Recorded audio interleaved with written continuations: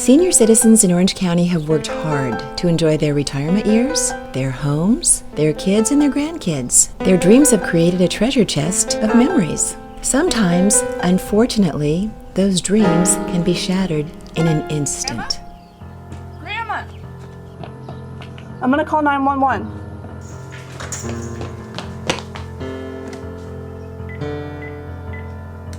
Suddenly, your new home is one of Orange County's 1,000 nursing and residential care facilities for the elderly.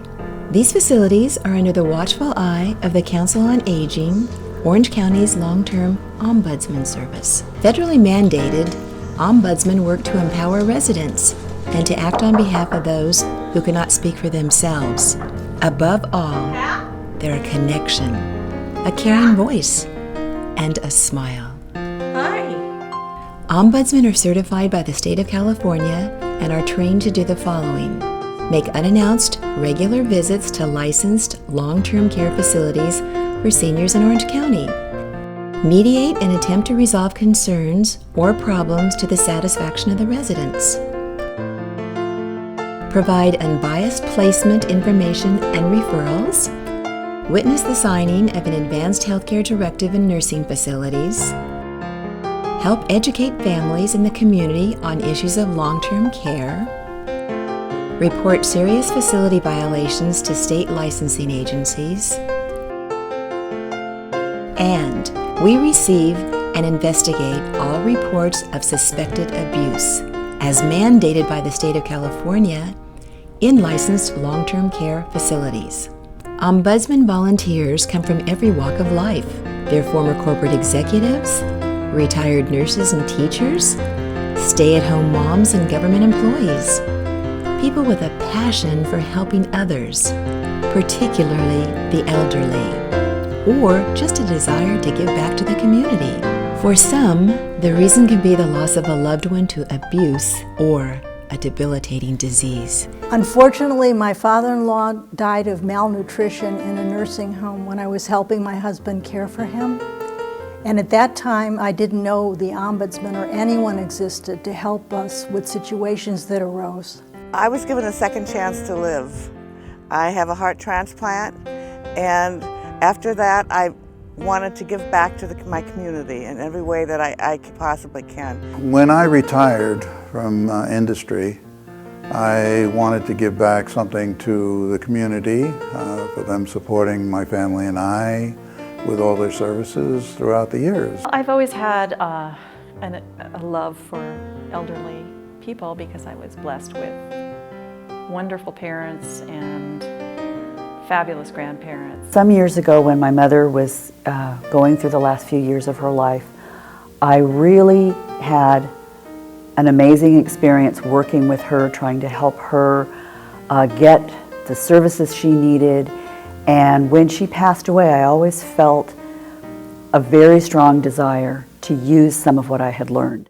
It's difficult work, but there are those wonderful moments when you've really made a big difference in someone's life. My favorite moment was when I met a gentleman who had been a very famous composer in the music industry, and he had his grand piano delivered to the facility, and I got to listen to him for the first time. And that was very exciting because it was part of his past that he excelled in, and even though he's fairly disabled, he was able to regain those moments of pleasure. I met an individual. He was in the Navy. He was living in what they call board and care. It's a facility that holds no more than 6 people. And when I got done talking with him, I got up to leave because I had to go to another appointment. And he says, "Thank you for coming and talking to me." And tears rolled down his eyes. And that really hit me. When you feel like you've really made a difference with somebody's life, that's when you have a favorite moment, because that's what we're in for it to do, is to really be there for the people. And I love just talking to the people. They've got some wonderful stories to tell. What I find enjoyable and stay in my mind are those people who thank me for, oh gee, I never knew that this service was available. I am so pleased that we were able to contact you and we've got this resolved that my loved one is now secure. Everyone ended up hugging, and it was just one of those kumbaya moments, and it was just a fabulous day. And I went home and I felt I have really done something today, because I felt, had I not been there, had I not facilitated that meeting and stepped in and stopped all of name calling, that poor man would have gone to another facility and probably not been as nearly as happy. She's just blossoming, and that has been a really wonderful experience to know that the effort that we put in to help get her back in touch with her family members has borne so much fruit in her life. Frida wanted to go home. And she was rehabilitated. She could walk across the room by herself without the walker. And she said, I want to go home. So I said, all right, let's see what we can do. And Frida did go home. And she was able to live in her home for about 7 months before she passed away. And I was really happy for her. And she just lit up my life because it was somebody that I could really help. It gives you a good feeling when you're able to accomplish something and see the results, or to mediate when a family's having in a crisis. To be able to sit there and just listen to them and help them work out their situation, whether it be the fear that somebody's taking all the money, or the fear that somebody's not being taken care of as well as they should be. Whatever it may be, if you're there and you have an open heart and open mind, you can really accomplish a lot. And sometimes, no matter how hard you try, there is no happy ending. The hardest thing is wanting so desperately to help someone because they've given you the problem, but yet they will not or are unable to assist themselves in solving the problem. Sometimes when I look into an elderly gentleman's eyes, I sort of see my father who's passed on, and sometimes I have to sort of pull it in a little bit, but I know I'm in here because my heart wants to be here. You can't resolve every problem.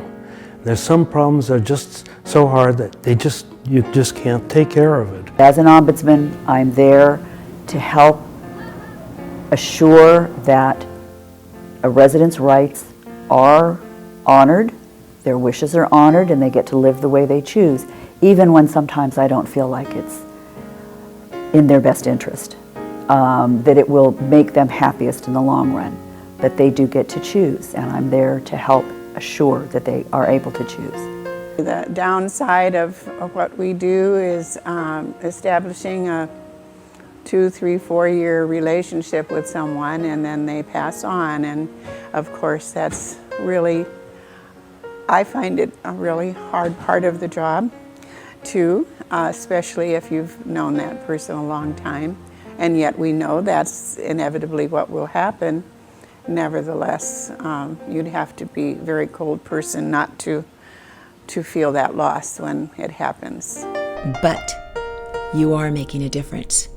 A big difference in the lives of the 30,000 Orange County residents living in nursing and residential care facilities, empowering them, and acting on behalf of those who cannot help themselves through advocacy, mediation, complaint investigation, and resolution.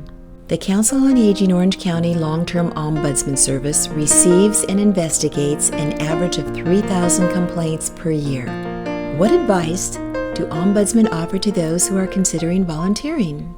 I don't think everybody's suited to be an ombudsman because you have to be caring, and all the ombi that I know are very, very caring people. I would say if you have any interest at all working with the elderly, it's a fantastic educational experience. I just feel like I'm making somebody's life, improving their quality of their life, and I think that's, I can't think of anything I'd rather do. It's not for people who are scared.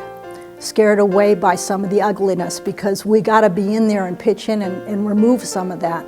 It's difficult, you know, and you want to tell the people that, you know, hope for the best and look out for the worst. But do come and join us.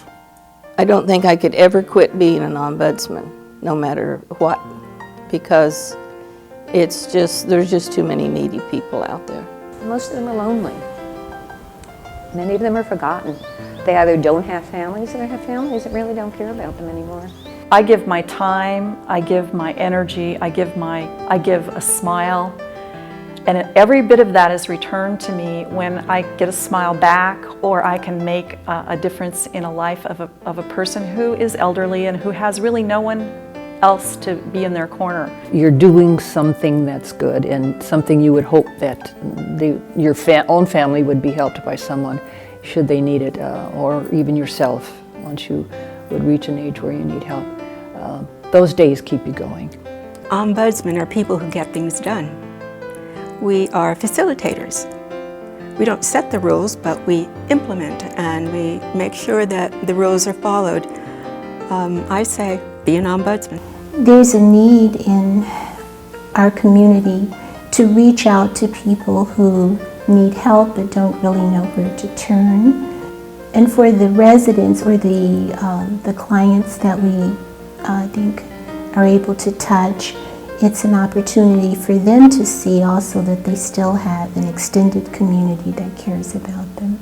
Most people are very unaware of our program and what it means and what it does and who we are and why we are, and I just want them to think of someone they love that might be in the hospital or anywhere, and how that would feel if they knew that that person had nobody to make sure that they were going to be cared for well and with dignity.